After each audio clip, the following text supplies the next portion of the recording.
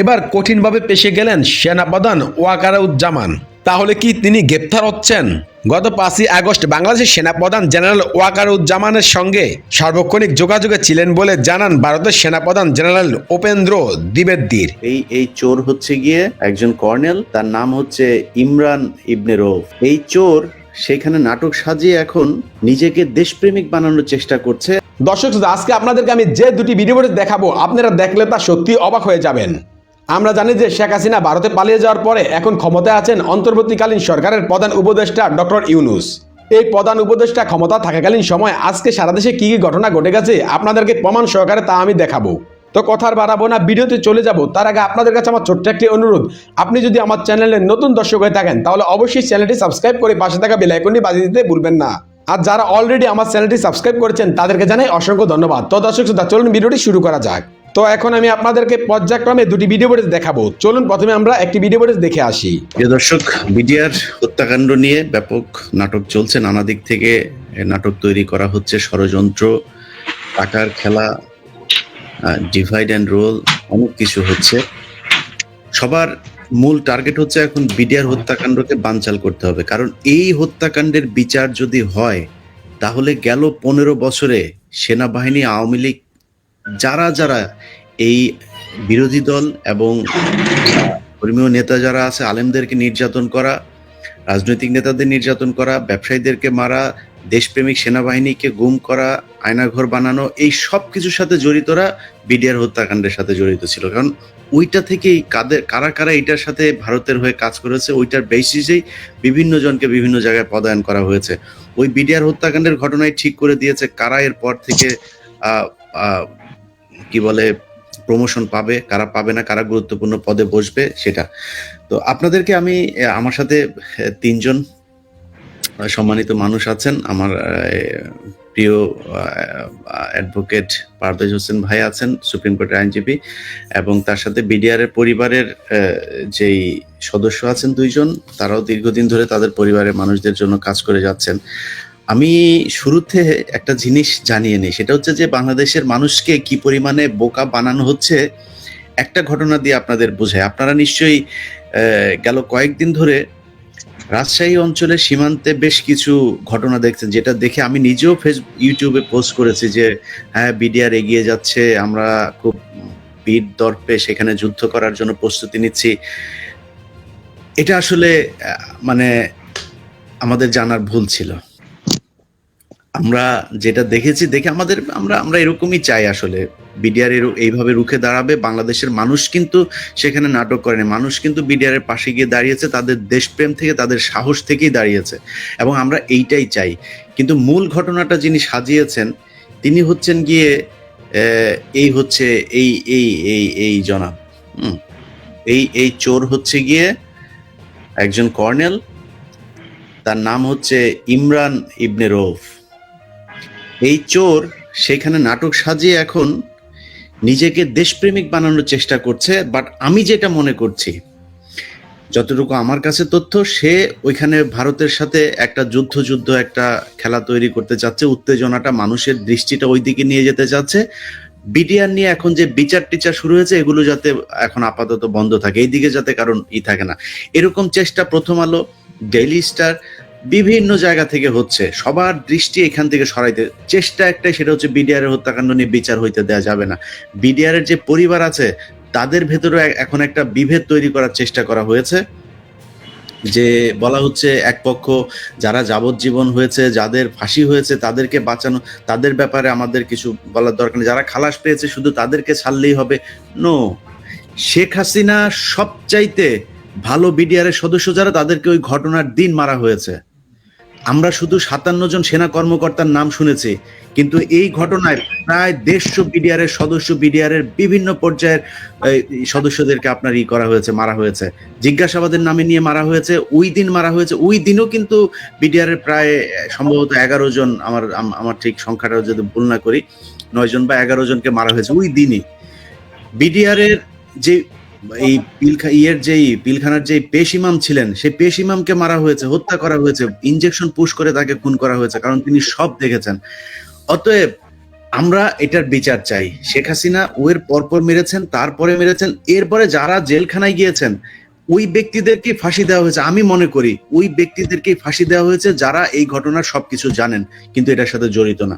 অতএব আমাকে যদি আপনি কোনো ভাগ করতে বলেন তাহলে আমি বলবো যাদের ফাঁসির আসামি হয়েছে তাদেরকে সবার আগে ছাড়তে হবে। যাদেরকে খালাস দেওয়া হয়েছে, যাদেরকে দেওয়া হয়েছে, এত ভাগাভাগি নাই। এই বিচার নতুন করে করতে হবে। হাসিনার কোনো বিচার আমরা মানি না।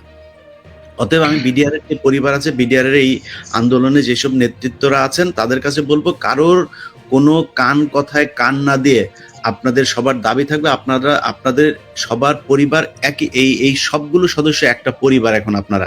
সো আপনাদের পরিবারের এখানে ডেইলি স্টারের কে, প্রথম আলোর কে, আর কোন জায়গার কোন কেউ এসে কি বললো এটা নিয়ে আপনাদের ভাগাভাগি করলে চলবে না। আমি যার কথা বলছিলাম যে ইমরান ইবনে রৌফ, তার ব্যাপারে আপনাদেরকে ছোট করে একটু নথি দিয়ে যাই, নয়তো আবার এটা মনে হবে যে আমি বোধহয় এমনিতেই বলছি। কেন বলছি সেটা আপনাদের বলি। আমার কাছে কিছু তথ্য এসে তার ব্যাপারে। এই ব্যক্তি হচ্ছে আপনার বিএমএ 29 ব্যাচের, আপনার 111 সরকারের সময় ব্যাপক তৎপরতা ছিল তার। মোসাদ্দেক হোসেন ফালু ভাইয়ের যে এনটিভির ভবনে আগুন লাগানোর ঘটনা, এই আগুন লাগানোর এই নাটকের সাথে জড়িত ছিল এই কি বলে ইমরান ইবনে রৌফ। আচ্ছা, তারপরে হচ্ছে সে কি করেছে, বিডিআর এর ঘটনার পর 27 তারিখে যেই লিফলেট গুলো বিতরণ করা হয়েছিল এইটার এই মূল হচ্ছে সে।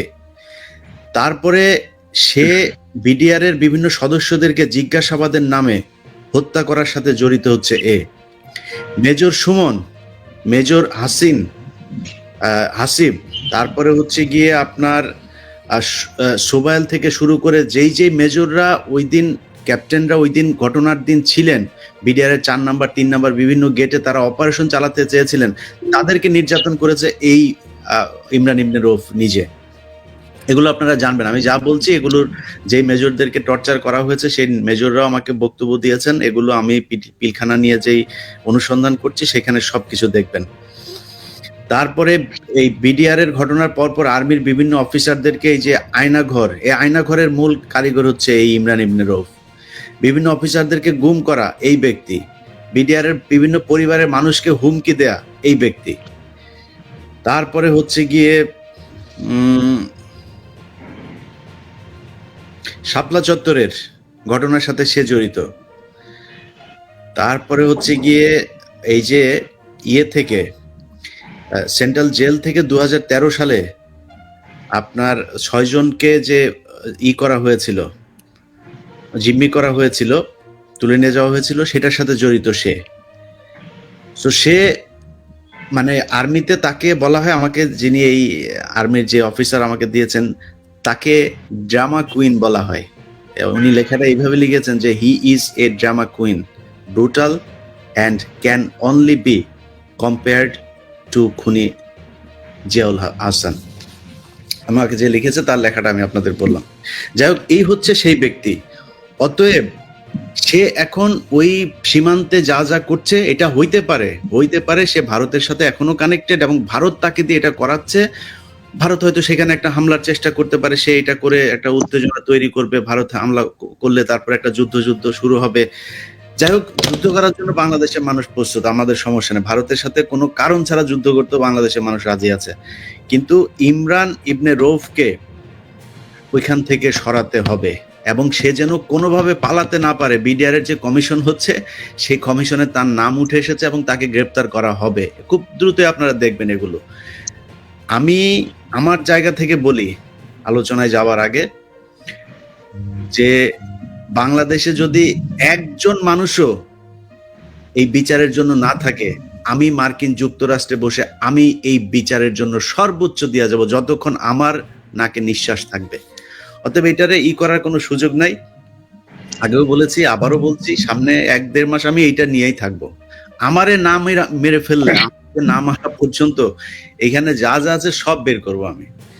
আমার হাতে যা এসছে এখন পর্যন্ত এটা গুড এনাফ। এই হত্যা মামলার জন্য আমাদের সাথে একজন অ্যাডভোকেট সাহেব আছেন, ওনাদেরকে মানে আমি যদি আমার নথিগুলো দেই ওনাদের বিচারের জন্য, জাজ সাহেবের সামনে উপস্থাপনের জন্য আর কোনো কিছু দেওয়ার দরকার নেই, এগুলো দিলেই চলবে। যাই হোক, আমরা নিশ্চয়ই সেগুলো দেখব। শুরুতেই অ্যাডভোকেট পারভেজ হোসেন, আপনার কাছে যাই। আপনি এই কদিন ধরে অনেক বিডিআর এর এই পরিবারগুলোর পক্ষে অনেক পরিশ্রম করছেন। প্রচন্ড দেশপ্রেমিক একজন মানুষ আপনি। আপনার কাছে জানতে চাই যে বিডিআর এর হত্যাকাণ্ডের এই যে সৈনিকদেরকে যেভাবে নিয়ে আটকে রাখা হয়েছে, তারপরে সবশেষ যেটা করা হলো 9 তারিখের শুনানিটা নিয়ে, মানে হচ্ছেটা কি ভিতরে আসলে? ধন্যবাদ ইলিয়াস ভাই, রিয়াল ভাই আছেন, শাকিল আছেন, আপনাদের সকলকে ধন্যবাদ। দুটো বিষয় যেন কাকতালীয় ভাবে মিলে যাচ্ছে। একটি বিষয় হচ্ছে যে আমাদের বিডিআর এর অনেক ঐতিহাসিক ঘটনা আছে। গৌরবময় একটি ইতিহাস হচ্ছে রৌমারী ইতিহাস। এই রৌমারীতে যখন এই ঘটনা ঘটলো, যদি আমি ভুল না বলে থাকি তথ্যগত ভাবে, তাহলে এই মেজর জেনারেল শাকিব তিনি ওই সময় রৌমারী অঞ্চলের শীর্ষ কর্মকর্তা ছিলেন, কমান্ডার ছিলেন। যে কমান্ডার ছিলেন তিনি যখন আবার বিডিআর এর প্রধান হলেন, সঙ্গত কারণেই এই পরাজয়ের জ্বালা থেকে হোক অথবা অন্য কোনো কূটনৈতিক কারণে হোক, শাকিল সাহেব টার্গেট হলেন এবং সেটার প্রতিফলন আমরা ওখানে দেখলাম। আমি এই কদিনে সেনা বিধিটা একটু দেখবার চেষ্টা করেছিলাম। এই জন্য দেখবার চেষ্টা করেছি যে ওই সময় সেনা প্রধান বারবার বলছিলেন যে আমরা প্রধানমন্ত্রীর কাছে সেনা সদর দপ্তরের পক্ষ থেকে আমরা পারমিশন চেয়েছিলাম যাতে করে আমরা দরবার হলে ঢুকতে পারি, কিন্তু সেনাবিধি 31 ইটস ভেরি ক্লিয়ার যে এই ধরনের কোনো জরুরি মুহূর্তে সেনাপ্রধান যে কোনো সিদ্ধান্ত নিতে পারেন। সেখানে দুটো বিষয় আপনারা খুব লক্ষ্য করে দেখবেন। কাউকে ঢুকতে দেওয়া হলো না, আর্মিকে ঢুকতে দেওয়া হলো না, বাইরে যে বিডিআর বর্ণ যে ফোর্স ছিল তাদেরকে ঢুকতে দেওয়া হলো না, কোনো মিডিয়াকে ঢুকতে দেওয়া হলো না। এটিএন বাংলা লাইভ প্রচার করবে, এটিএন বাংলা গেট থেকে লাইভ প্রচার করলো এবং সেখানে খাবারের বিষয় বা যে বাজারের কথাটা বলা হচ্ছিল যেটা নিয়ে বিডিআররা ক্ষুব্ধ, এইসব কথা নিয়ে তারাই ঘটনা ঘটিয়েছে, এইটাকে রং চটিয়ে সুন্দর করে এই মূল ঘটনাকে অন্যদিকে প্রভাব করার একটা চেষ্টা করা হচ্ছিল। কষ্ট লাগলো তখন যখন আজকে মনে পড়লো ওই ঘটনাটি, যে ডিএডি রহিমের নেতৃত্বে হোটেল সোনারগাঁতে তাদেরকে নিয়ে রাজকীয় খাবার খাওয়ানো হচ্ছে। এই ঘটনাটা এই জন্য বললাম যে এই ঘটনার সাথে আজকের একটি এই কদিনের 5ই আগস্টের পরে বিচার ব্যবস্থার একটি কলঙ্কজনক অধ্যায়ের কথা ইলিয়াস ভাই আপনাকে বলি। 1 তারিখে আমরা যেটুকু জেনেছিলাম, দায়িত্বপ্রাপ্ত বিচারকের অবস্থানটা ছিল এই, তিনি সকল রেকর্ডপত্র দেখে সিদ্ধান্ত নিলেন যে অন্তত পক্ষে 2টা ক্যাটাগরি, তার যেটুকু সামর্থ্য ছিল উনি সামর্থ্যের আলোকে চিন্তা করলেন যে 2টা ক্যাটাগরির লোককে আমি এই মুহূর্তে বেল দিয়ে দিতে পারি। একটি হলো যারা হত্যা মামলায় খালাস পেলেন, তাদেরকে উনি ছেড়ে দেওয়ার সিদ্ধান্ত নিলেন। আরেকটি হলো হত্যা মামলায় তাদেরকে যেটুকু সেন্টেন্স দেওয়া হলো এই সেন্টেন্সটুকু অলরেডি সার্ভ আউট হয়ে গেছে, কেটে ফেলা হয়েছে। এই 2 ক্যাটাগরির সবাইকে উনি ছেড়ে দেওয়ার সিদ্ধান্ত নিলেন, ওই বেল পিটিশন গুলো মঞ্জুর করবার সিদ্ধান্ত নিলেন। উনি যখন এই সিদ্ধান্তটা নিলেন আমরা শুনলাম যেদিন ধার্য তারিখ ছিল উনি কোর্টে আসলেন, ওনার পেশকার বললেন স্যার আজকে 10:30টায় ওঠার কথা ছিল, একটু দেরি হবে। একটু পরে আমরা শুনলাম যে উনি অসুস্থ হয়ে পড়েছেন, উনি নাই। আমরা আজকে গোটা জাতির জানবার উদ্দেশ্যে বলছি, সেদিন তাকে বাই ফোর্স করে তাকে কোর্ট প্রিমিসিস থেকে ছুটির একটি আবেদনে স্বাক্ষর করে, সে শুধু স্বাক্ষর করে গেছে, সেটা ঊর্ধ্বতন কর্তৃপক্ষ, আমি আর নাম বলছি না, তারা আবেদনটা মঞ্জুর করে আমাদেরকে শুনাইলো, গোটা জাতিকে জানালো কি যে তিনি অসুস্থ, তিনি চলে গেছেন, এই জন্য আজকে কোর্ট বসবে না। বলছি যে এই বিচারকে একটি প্রহসনে পরিণত করার জন্য, এই বিডিআর এর মামলাকে ভিন্ন খাতে প্রভাবিত করার জন্য এবং নিষ্পেষিত নিগৃহীত এই বিডিআর সদস্যরা যারা মুক্তির প্রহর করছেন, তাদের মুক্তির প্রহর, তাদের মুক্তি হবেই, আজ হোক কালো হবে, এই জাতি, এই ছাত্র জনতা, এই জনগণ বেঁচে থাকবে, তাদের মুক্তি হবে। কিন্তু এই যে দীর্ঘসূত্রিতার পথ রচনা করতেছেন, এটার সাথে সে আগের ষড়যন্ত্রকে মিলিয়ে দেখবার জন্য আমি একটু বিনীত অনুরোধ করছি। সবশেষ যে বিচার প্রক্রিয়ার কথাটা আমার কাছে খুব কষ্টের সাথে বলতে হচ্ছে, সেটা হলো এই যে এটা সবাই জানে 5ই আগস্টের পরে আলিয়া মাদ্রাসার ছেলেরা সিদ্ধান্ত নিল যে এখানে বেগম খালেদা জিয়াকে নিষ্পেষণ করা হয়েছে, আল্লামা দেলোয়ার হোসেন সাইদিকে নিষ্পেষণ করা হয়েছে, সম্পাদক মাহমুদুর রহমানকে নিষ্পেষণ করা হয়েছে। এই প্রিমিসিসটাকে বিডিআর এর বিচারের নামে বিডিআর এর নিরীহ নিরপরাধ সদস্যদেরকে, দেশপ্রেমিক সদস্যকে এখানে নিগৃহীত করা হয়েছে। নিষ্পেষণ করা হয়েছে। সো আমাদের এই প্রেমিসিসটাকে কোনো অন্যায় কাজে ব্যবহার করতে দেওয়া হবে না। এর কারণে তারা আগে ভাঙচুর করলেন, ব্লক করে দিলেন, এবং একটা কোর্টের যে স্ট্রাকচার থাকে সেই স্ট্রাকচারকে ডিমোলিশ করলেন।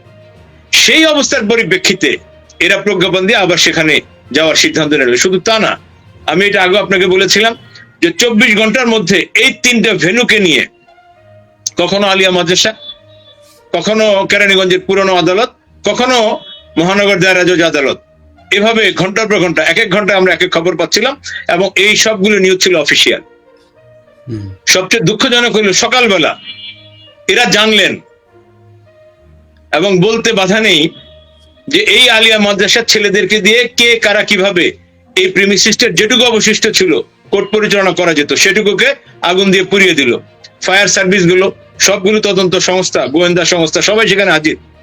সকালে তারা নাটক করলেন কি, বিজ্ঞ বিচারক সহ প্রসিকিউশন সেখানে গেলেন দেখবার জন্য যে কি অবস্থা হয়েছে। তো তাদের কাছে সর্বশেষ অবস্থাটা পরিষ্কার ছিল। এরপরও না, এই বিচারের নামে তারা সেখানে একটি নাটক করতে গেলেন, একটি নাটক মঞ্চস্থ হতে আমরা দেখলাম, গোটা জাতি দেখল।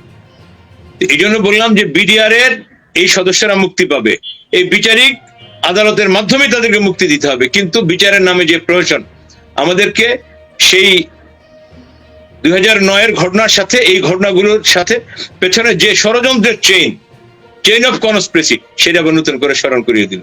সবশেষ আমি যে কথাটি বলতে চাই সেটা হচ্ছে এই, যে এখন 19 তারিখে একটি তারিখ ধার্য করা হয়েছে।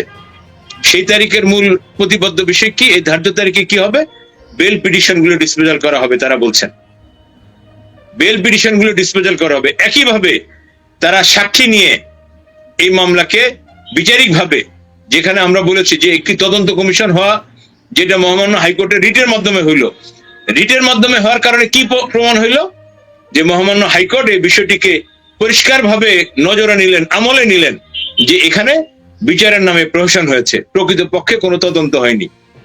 তদন্ত হয়নি বলেই প্রকৃত দোষীরা আইনের আওতায় আসেনি। যারা প্রকৃত অপরাধী, যারা দোষী, যারা ষড়যন্ত্রকারী, তারা ধরাছোঁয়ার বাইরে রয়ে গেছে। এই জন্যই মহামান্য হাইকোর্ট আরেকটি তদন্ত হওয়ার প্রয়োজনীয়তা অনুভব করলেন, সেই মর্মে একটি আদেশ দিলেন, এবং সেই আদেশের পরিপ্রেক্ষিতে সরকার ইচ্ছাই হোক অনিচ্ছা হোক বাধ্য হলেন একটি তদন্ত কমিশন করার জন্য। তাহলে তদন্ত কমিশন যখন হচ্ছে, তাহলে এটা তো দিবালোকের মতো পরিষ্কার, যেখানে আর কোনো পুরনো যা হয়েছে সবগুলি হচ্ছে একটি ভুল ফরমাইশি আদেশ, ভুল ফরমাইশি জাজমেন্ট, ভুল ফরমাইশি একটি বিচার এখানে হয়েছে। তাহলে এই তদন্ত কমিশন, একদিকে আপনি এই কথাটা বলবেন, একদিকে তদন্ত চলবে। আপনি স্বীকার করে নিলেন যে আগে তদন্ত হয়নি, এই জন্য এখন তদন্তের প্রয়োজনীয়তা আছে। তাহলে আগে যেহেতু সঠিকভাবে তদন্ত হয়নি, সঠিক বিচার হয়নি, তাহলে ওই বিচারের, ওই তথাকথিত বিচারের অধীনে যারা কনভিক্টেড হলেন অথবা যারা খালাস পেলেন, তারা এখনো কেন ভেতরে থাকবেন? আমরা সরকারকে এই দ্বিচারিতা থেকে বের হয়ে আসার জন্য অনুরোধ করব। জনগণের সাথে এই ডিজিটাল যুগে প্রত্যেকটা নাগরিকের চোখ কান কিন্তু খোলা। আপনি নিজে চোখ বন্ধ করেছেন বলে আপনি এটা মনে করার কোনো কারণ নাই, গোটা জাতি চোখ বন্ধ করে আছে। ডিজিটাল যুগে এখন সবাই সব খবর রাখে। সবার আগে যাকে আপনি লেম্যান বলছেন, সহজ সরল বোকা মনে করছেন, সেও কিন্তু আমরা আমাদের এই দীর্ঘ 24 বছরের ওকালতের অভিজ্ঞতায় দেখছি, তারা আমাদেরকে কোর্টের খবরটা আমার ক্লায়েন্ট জানার আগে, আমার জুনিয়র জানার আগে, দূরবর্তী একটি লোক আমাকে খবর দিয়ে বলছে, স্যার আজকে এই মামলায় এই আদেশ হয়েছে না। সো যারা এখনো এই বিচার নিয়ে ষড়যন্ত্র করছেন এবং ষড়যন্ত্র দিনে দিনে নানান ভাবে জাল বিছাচ্ছেন, আপনারা এটা দিয়ে এই বিচার ব্যবস্থাকে এই প্রহসনে পরিণত করে জনগণের চোখে ধুলি দিবেন, তারা ভুল করছেন। এবং আমার কাছে খুব কষ্ট করে বলতে হয়, শ্রদ্ধা রেখে বলি, যে বিচার ব্যবস্থার একটি অংশ, তা না হলে ওই বিচারক যিনি আসলেন সেদিন, তাকে ছুটি দিয়ে পাঠিয়ে দেওয়া হলো, অসুস্থের ভান করার জন্য তাকে নির্দেশ করা হলো। কেন? তিনি যে আদেশটি দিবেন, এই আদেশটি স্থগিত করা, এই আদেশটি বাতিল করার, এই আদেশটিকে আবার রিভিউ করার অনেক সুযোগ ছিল। স্বাধীন বিচার ব্যবস্থার কথা আপনারা বলছেন, এই আমলে এসে যখন আমরা দেখছি যে বিচারকের হাত পা বাঁধা, তখন খুব কষ্ট হয়। তখন মনে পড়ে যে এত রক্ত, এত ঘাম, এত শ্রম দিয়ে এই জনতার বিজয়, সেটা কোথায় গেল? কোথায় আমাদের কমিটমেন্ট? সো ষড়যন্ত্র এখনো আছে। ইলিয়াস ভাই আপনি যেটা বলেছেন, ইউ আর সো কারেক্ট, যে রৌমারীর সে হত্যাকাণ্ডের প্রতিশোধ নেওয়ার জন্য যদি এটা হয়ে থাকে, বিডিআর কে সমূলে ধ্বংস করার জন্য, মেরুদণ্ড শেষ করে দেওয়ার জন্য যে ষড়যন্ত্র 26শে ফেব্রুয়ারি 2009 শুরু হয়েছিল, বিচারিক ভাবে সেটার একটা অংশ প্রতিফলন ঘটলো, তাদের কিন্তু ষড়যন্ত্র শেষ হয়ে যায়নি। এখন ওই বিচার নিয়ে নানান তাল বাহানা চলছে, এবং 19 তারিখে আরো একটি হয়তো নাটক হতে যাচ্ছে কিনা আমাদের যথেষ্ট সন্দেহ আছে। জি, আসিফ নজরুল স্যার, আপনার যত নাটক আছে সব আপনি শাওন আপাকে নিয়ে আপনারা রেডি করতে থাকেন, নাটক চালায় যান। আমরাও আসছি আপনার নাটক দেখার জন্য। যেদিন দেশের জনগণ যেদিন ধুতি ধরে টান দিবে, ওই দিন কাপড় চোপড় নিয়ে দাঁড়াইতে পারবে না রাস্তায়। আপনার নাটক সেই 5 তারিখের পর থেকেই দেখছি। কালকে একজন সেনাবাহিনীর একজন মেজরের ওয়াইফ কালকে আমাকে ফোন করেছে। সে বলল, আমি খুব আশ্চর্য হলাম, সে বলছে যে আমরা এই আগস্টের 10 তারিখ থেকে 15 তারিখ অনেকবার তাকে এই বিষয়গুলো জানানো হয়েছে যে স্যার এই ব্যাপার আপনার আমরা এটা নিয়ে এই করেন, বিডিআর এর এই ঘটনাটা নিয়ে। সে নাকি ওই 5 দিন তাদের সাথে নানানভাবে কথা বলেছে, এরপর আর সে ফোন রিসিভ করে না। এবং সেই আগস্টের 5 তারিখ থেকে তারা বলছে যে একটা কমিশন তৈরি করা হোক। শেষ পর্যন্ত ঠেলতে এসে আপনার ডিসেম্বরে এসে বলল যে কমিশন হবেই না। তারপরে সব শেষ মানুষের চাপের মধ্যে থেকে এসে কমিশন তৈরি করলো। আসিফ নজরুল স্যার এখনো কমিশনের জন্য। স্যার, এই লোকজন যারা আসিফ নজরুল স্যারকে টাকা দিচ্ছেন, টাকা পয়সা দিয়ে কিন্তু লাভ হবে না, সবাইকে আগে বলে রাখি।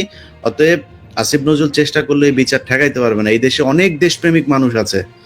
সেনাবাহিনীর ভেতরে যে পরিমাণে দেশপ্রেমিক আছে, রিটায়ার্ড গুমের শিকার হয়েছিল তারা, এদের সবাইরে যতদিন আপনি না মেরে ফেলবেন, এই দেশে বিডিআরের যে বিচার, এটাকে আপনি থামাইতে পারবেন না। যাই হোক, শাকিল ভাই, আমরা খুব শর্টেই ছেড়ে দিব আজকে। জাস্ট মানুষকে এই জিনিসগুলো জানানোর জন্য এসেছিলাম।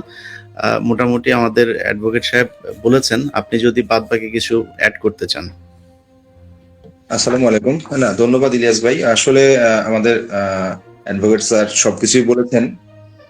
আমরা চাই না কোনো ষড়যন্ত্র হোক, আমরা চাই যে প্রত্যেকটা বিডিআর সদস্য মুক্তি পাক। কারণ একটা জিনিস আপনারা জানেন যে পুনঃ তদন্ত হচ্ছে, কারণ এটার একটা ষড়যন্ত্র হয়েছিল। এবং আমরা বিভিন্ন নিউজে দেখলাম যে কিলিং এ যারা জড়িত ছিল তারা বের হয়ে গেছে, একটা টিম ভিতরে ঢুকছে, আমার দেশের একটা নিউজে দেখলাম। তো এটা স্পষ্ট যে এখানে যারা মূল হত্যাকারী ছিল বা বিভিন্ন ব্যক্তিরা ছিল তারা এর সাথে জড়িত, যারা তাদেরকে বের করে দেওয়া হয়েছে। তাহলে এই মানুষগুলোকে 834 জন মানুষকে জেলখানে আটক করে রাখা হয়েছে কি কারণে? আপনার যেহেতু স্বাধীন তদন্ত কমিশন গঠন হয়েছে, আমরা চাই সকলকে মুক্তি দেওয়া হোক, এবং স্বাধীন তদন্ত কমিশনের মাধ্যমে যদি কাউকে অপরাধী প্রমাণিত করতে পারে তাদেরকে আবার জেলখানে নিয়ে ফাঁসি দিক, আমাদের কোনো আপত্তি নেই। কিন্তু অলরেডি তারা জেল কোড অনুসারে 21 বছর জেল খেটে ফেলছে। তারপরে আপনাদের এই মানুষগুলোকে কি কারণে জেলখানে আটক করে রাখা হয়েছে এটা আসলে আমরা বুঝতে পারতেছি না। আমরা চাই না কোনো রাজনৈতিক প্রতিহিংসার শিকার হতে, আমরা চাই একটা সুষ্ঠু বিচার। আমরা চাই 57 জন সেনা কর্মকর্তা সহ 74 জন যে শহীদ হয়েছেন তাদের বিচার, এবং রিমান্ডের নামে যে নির্যাতন করা হয়েছে তাদের বিচার, যারা নির্যাতন করেছে তাদের বিচার চাই। সেই সাথে প্রত্যেকটা নিরপরাধ বিডিআর সদস্যদের আমরা মুক্তি চাই, এবং আমি বিশ্বাস করি আগামী যে কোর্ট আছে সেই কোর্টে আমরা এর প্রতিফলন পাবো। আমরা এই বিশ্বাস রেখেই আজকে আপনাকে ধন্যবাদ জানাই। আসসালামু আলাইকুম।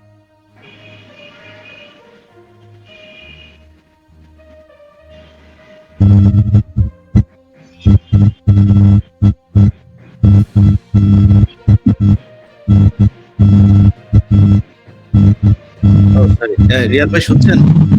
হ্যাঁ ভাইয়া, শুনছি। জি বলেন। ধন্যবাদ জানাই ইলিয়াস ভাইকে লাইফে আমন্ত্রণ করার জন্য। আমার প্রথমেই একটা কথা মনে পড়ে যায়, আমরা বিডিআর নওজোয়ান, এই মাটির সন্তান, দুর্জয় এক মৃত্যুহীন প্রাণী, বীর চাই আমরা, বীর বুঝি ওই সম্মান। সে সম্মানটুকু হয়তো আজ আমরা পাচ্ছি না।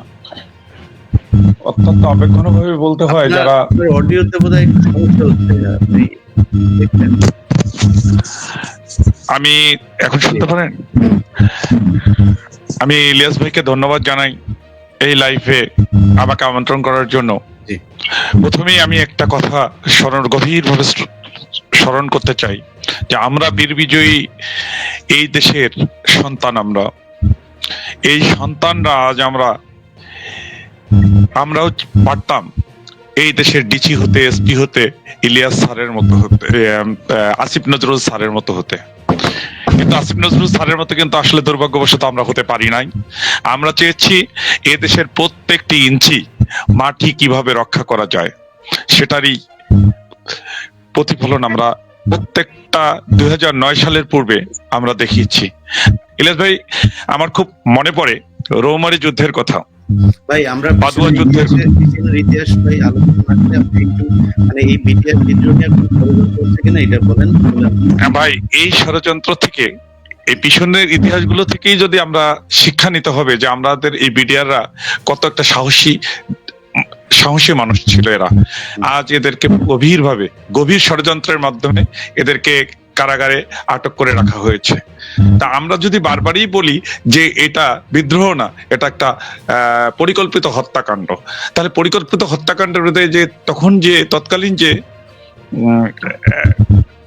আদালতটা হয়েছে, সেখানে তো সে আদালত তো এখন ভালো কিছু দেবে না। অতএব ওই আদালতটাকে আমরা নিষ্ক্রিয় করে নতুন যে স্বাধীন তদন্ত কমিশন আমরা তৈরি করেছি, সেই স্বাধীন তদন্ত কমিশন তদন্ত করুক। তদন্ত করে আমাদের দোষী ভাইদের, যারা দোষী আছে, দোষীকে তারা যদি বের করতে পারে, শাকিল যে কথাটা বলল যে বের করতে পারে, তাদেরকে ফাঁসি দিক, তাতে আমাদের কোনো সমস্যা নেই। কিন্তু এই নিরপরাধ ব্যক্তিরা যারা ধুকে ধুকে মরছে, তাদেরকে জামিন দেওয়ার ব্যবস্থা করুক। জি জি রিয়াল ভাই, ধন্যবাদ। আমি এইটুকু পরিষ্কার। আপনি যে কথাটা একটু আগে বলেছিলেন যে ইমাম সাহেবকে হত্যা করেছে, শুধু তা না, নিরপরাধ আরো 17 জন লোককে হত্যা করেছে। মেজর শাকিল সাহেবের ওয়াইফকে, মেজর নুরুজ্জামান সাহেবের ওয়াইফকে সহ, ইভেন তো কাজের মেয়েকে হত্যা করেছে। কাজের মেয়ের দোষ ছিল কি? শোনা, আমরা যেটুকু শুনেছি যে সে জানালা দিয়ে এই গোটা দরবার হলের বিষয়গুলো ভিডিও করছিল। সেই কাজের মেয়েটাকে হত্যা করেছে। তার যে ইয়েটি ছিল, আইফোনটি ছিল, সেটিকে ভেঙে ফেলা হয়েছে। যাকে আমরা বলছিলাম যে আমরা আশা করছি সরকারের শুভবুদ্ধির উদয় হবে। প্রচুর অপশন আছে।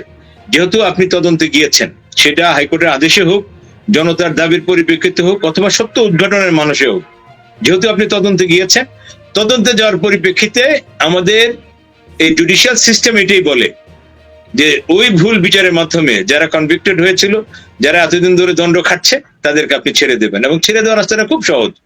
আমরা প্রথমে বলছিলাম যে পিটিশন গুলো আছে, বেল পিটিশন গুলো, এগুলো আপনি ডিসপোজাল করে আপনি সবাইকে ছেড়ে দিতে পারেন। আপনি সংবিধানের আর্টিকেল 49 কে ইউজ করে যাদের দণ্ড আছে, যাদের দণ্ড নাই তাদেরকে তো এমনিতেই ছেড়ে দিতে পারেন। যাদের দণ্ড আছে, তথাকথিত যে দণ্ডের কথা বলছেন, সেই দণ্ডকে স্থগিত করে till submission of the report, এই তদন্ত রিপোর্ট আসা পর্যন্ত, পুনরায় একটি অধিকতর বিচার ব্যবস্থা শুরু হওয়া পর্যন্ত দণ্ড স্থগিত রেখে আপনি তাদেরকে ছেড়ে দিতে পারেন। আপনি সিআরপিসির 401 কে ইউজ করে ছেড়ে দিতে পারেন।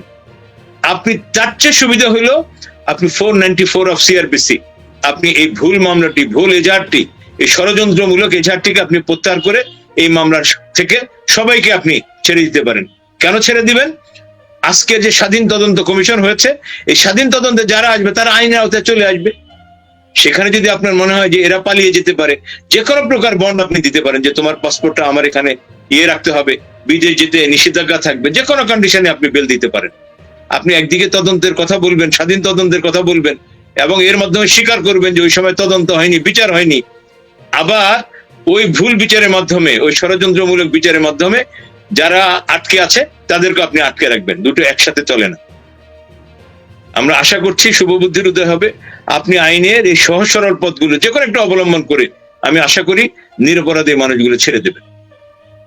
জি, আমি আবারও শেষ করার আগে যেটা বলতে চাই যে বিডিআর এর যে পরিবারের সাথে যে যারা আন্দোলনে আছে, ভাই আপনাদের সবার সাথে আমার সব পক্ষের সাথেই কথা হয়। এই পক্ষ ওই পক্ষ, আমি কোনো পক্ষ টক্ষের মধ্যে নাই। আমি একটাই কথা, সেটা হচ্ছে সবার বিচার হইতে হবে। আমি শেখ হাসিনাকে মনে করি ও হচ্ছে বেঞ্চমার্ক। ও শয়তানির, ও যেই দিকে থাকো যেটা করে মনে হবে এটা শয়তানি। শয়তানি কাহাকে বলে? এই ডেফিনেশন হচ্ছে হাসিনা যাহা করে তাহাই শয়তানি। ও কোনোদিন ভালো কাজ করতে পারে না। সো আপনি যদি আলেমদের বিষয়টা দেখেন, এই দেশে কোন আলেমদেরকে ফাঁসি দেওয়া হয়েছে? যারা অরিজিনাল ইসলামকে প্র্যাকটিস করে তাদেরকে ফাঁসি দেওয়া হয়েছে। কাদেরকে এই দেশে পুলিশ পাহারায় আপনার করতে দেওয়া হয়েছে?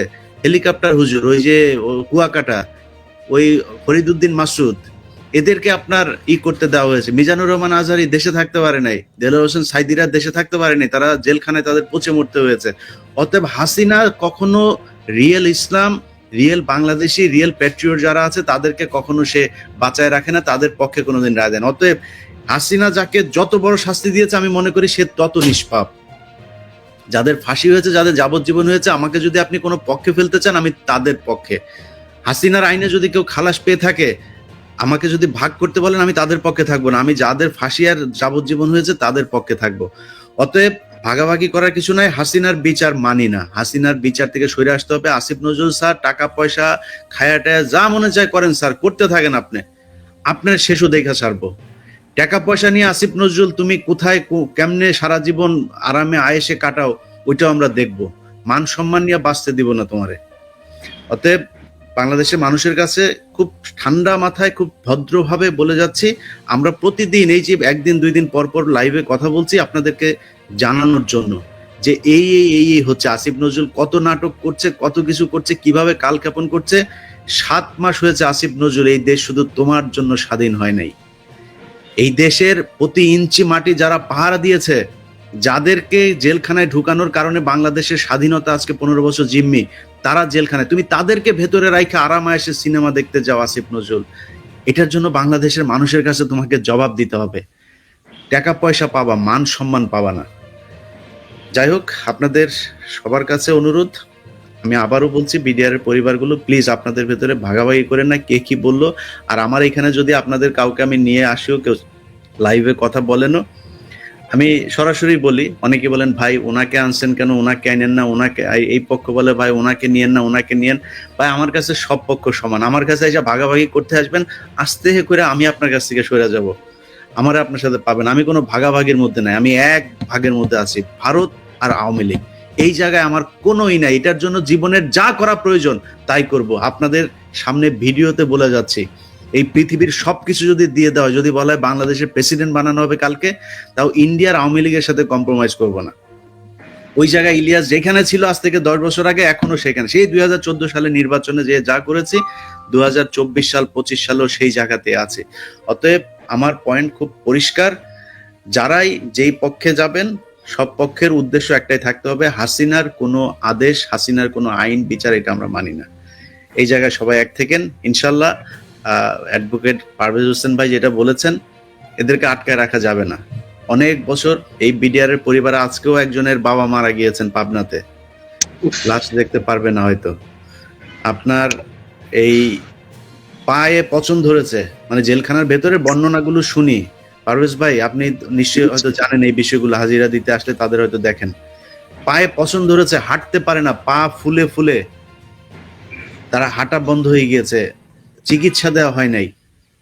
এখনো জেলখানার ভিতরে কিছু কিছু ছাত্রলীগ, আওয়ামী লীগের, বিশেষ করে মহিলা কয়েকজনের কথা শুনি, তারা এদের সাথে চরম বিরূপ আচরণ করে, বৈষম্যমূলক আচরণ করে। আওয়ামী লীগের লোকজন যারা গিয়েছে জেলখানায় তাদেরকে তারা খুব আপ্যায়ন করে, এদের সাথে খুব বৈষম্যমূলক আচরণ করা হয়। এটা এখনো হচ্ছে, কিছুটা কমেছে আগের চাইতে, আমরা তাদেরকে বের করতে চাই।